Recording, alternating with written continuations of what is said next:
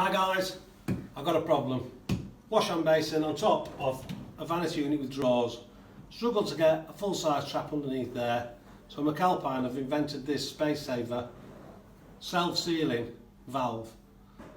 And basically it's got 62mm from top to bottom and only 130 from start to finish. It's got a facility to allow air to go in should there be negative pressure on your system, so that you don't have to put secondary ventilation on there.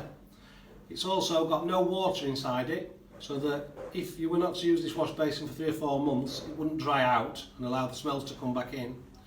It's also very simple to clean. Simply pull the pin out and you're straight into the diaphragm there, as you can see, to be able to clean it out.